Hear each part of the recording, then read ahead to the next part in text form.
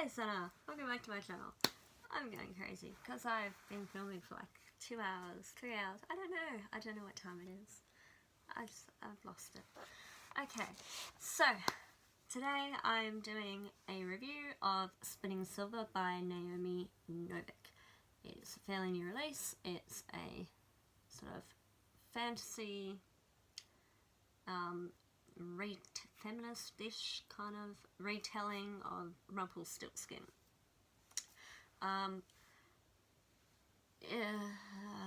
What else?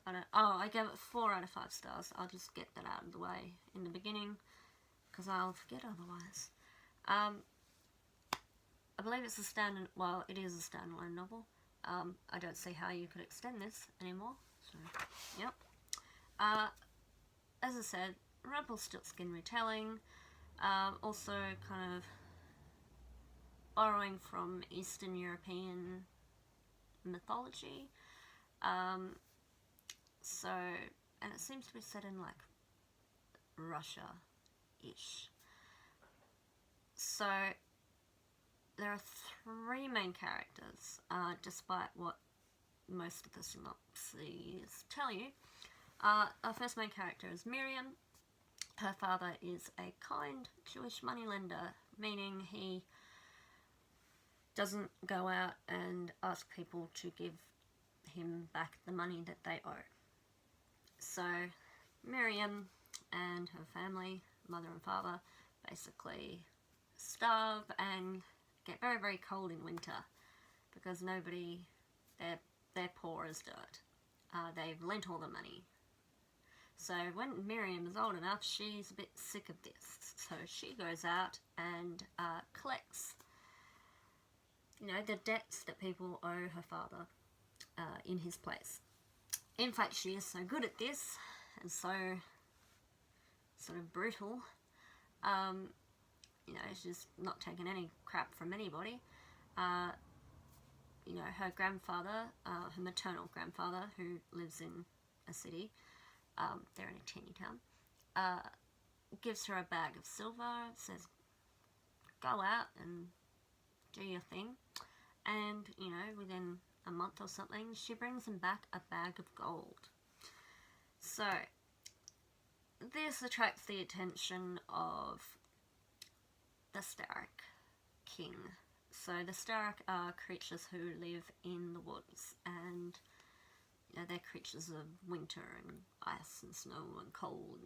And anyway, so the king wants to use Miriam's gift of turning silver into gold for some possibly nefarious purpose. Our next main character has a point of view of her own. That gets introduced a little bit later, so I have to admit that part was confusing. We end up with 3 main points of view and then 3 minor points of view, and they just sort of appear, and you're like, what? I don't know what's happening. It takes a while to work out that, oh, this is a new point of view. Sometimes when they jump between the points of view, once they're all established, you're still like, who am I dealing with now? That part wasn't done so well. So anyway, our next main character is Wanda. She lives with her father and 2 brothers. Her father is an abusive dickhead who also likes to get drunk and put them into debt. So they're also starving and cold in winter. And Wanda, she doesn't really like her dad. Dad can't pay the debts. Wanda ends up having to pay the debt for her father. So that's all I'll say about that. Our next main character, who is introduced almost halfway through the novel, I think, is Irina, who is the fairly unattractive, unloved daughter of a duke from his first wife who died. So, he doesn't really think, she's not really pretty, he doesn't think he can really marry her off that well, that sort of thing. Through a bizarre twist of fate, Irina ends up married to the Tsar, who has a dark, disturbing secret. So, we have our three main characters. I'm not really going to talk about the minor ones. They help move the plot along, I guess. Yeah, so what did I like about this book? I liked the three main characters. They were great. They, you know, had strengths and weaknesses, obviously. They were all fairly intelligent women, you know, sort of stuck in this patriarchal sort of system, you know, and getting stuck with husbands they don't want, or, you know, basically getting sold off to a husband that they don't want necessarily. It's also a story about family. Miriam has a lovely family, and it's about Wanda making her family. Like, her and her brothers aren't really that close, and the relationship she has with them sort of develops, and, you know, she makes a new family. And then the last story, you know, but the other thing is her mother's sort of a tree, kind of. Her mother's dead, but kind of talks to them through a tree. This is going to be a spoilery review, apparently.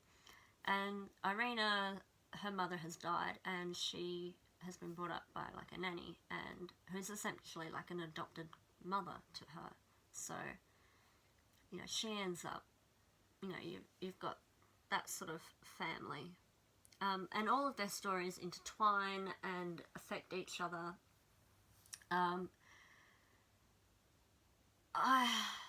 It was a very long book. I'm surprised I actually read it in 4 days. It was fairly easy to read, but it was very long, and some scenes were like, you got it from one point of view, and then you'd see read the same scene from somebody else's point of view, so it felt quite redundant. Like, what, you pick one and have them tell this scene what's happening. Just pick one. I don't want to read it twice.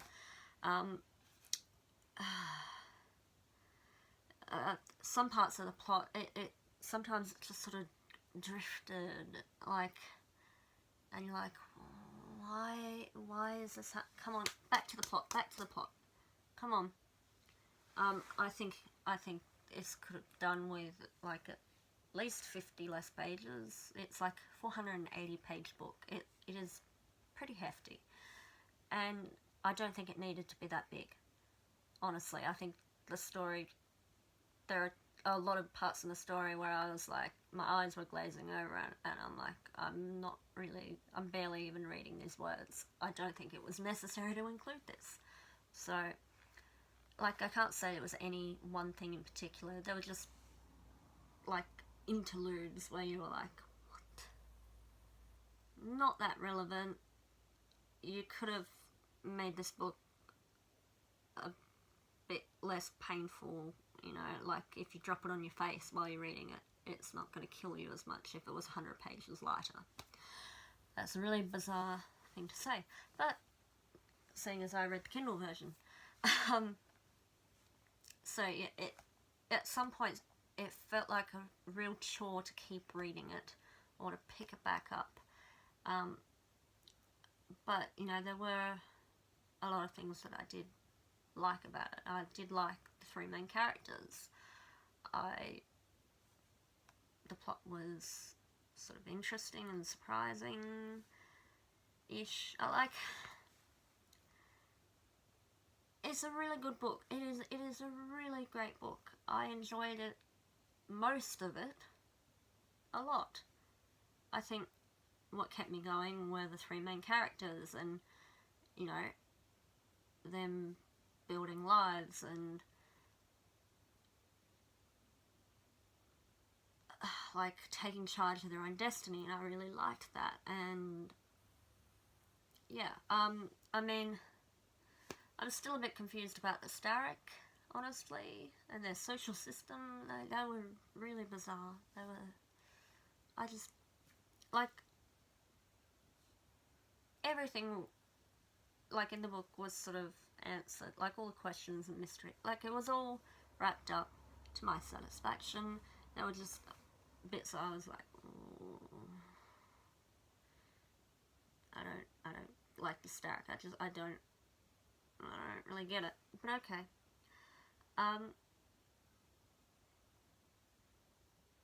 Like, I don't want to take this rating down, because it was a brilliantly crafted novel. If they just cut a bit of the extra fluff.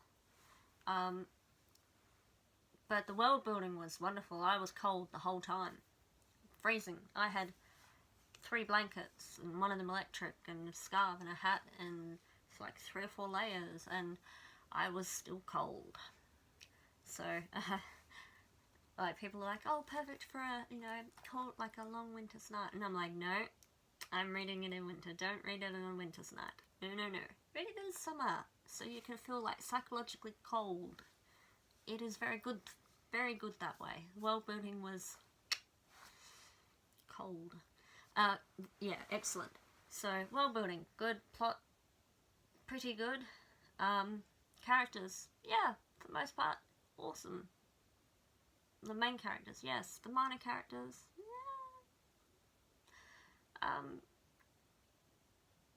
Yeah, I don't know what else to say about it. Yeah, as I said, 4 stars.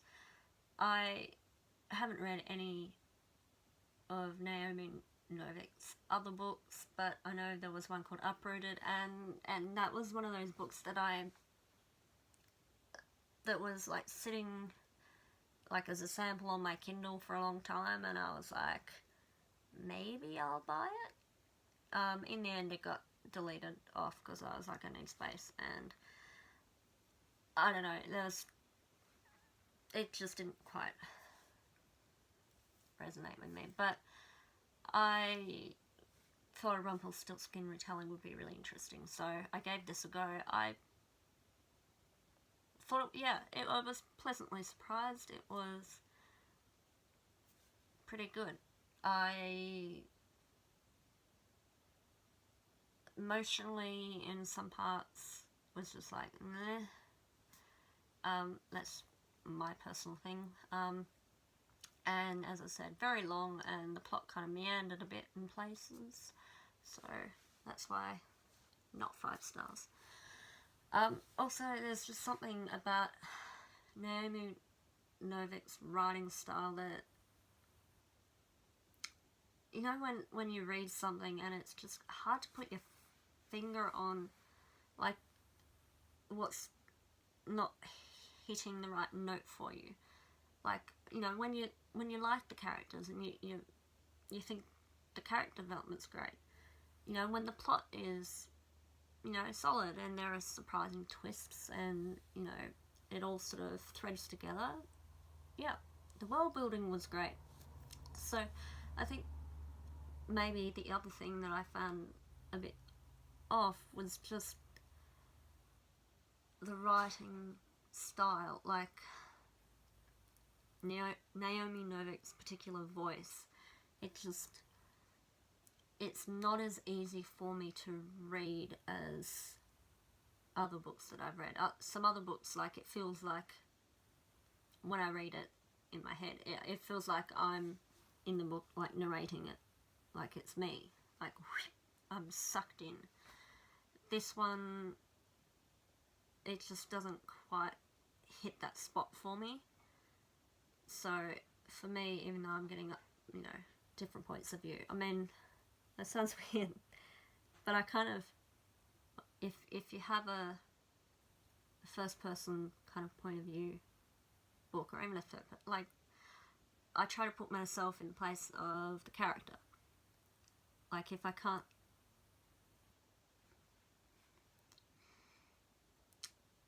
sympathize with the character, if I can't feel any of myself in the character, I find it very hard to read a book. This one, it wasn't difficult to read, but I didn't feel like, oh, you know, in a bizarre alternative fantastical reality, this could be me. I think, yeah, it's just that writing style. It doesn't click or resonate quite at the same frequency as me. That's so bizarre. So yeah, I like it. I don't think I'll pick it up again, honestly. I don't even know if I'll pick up any more of Naomi Novik's books. That being said, I can see why a lot of people like them. And like her writing,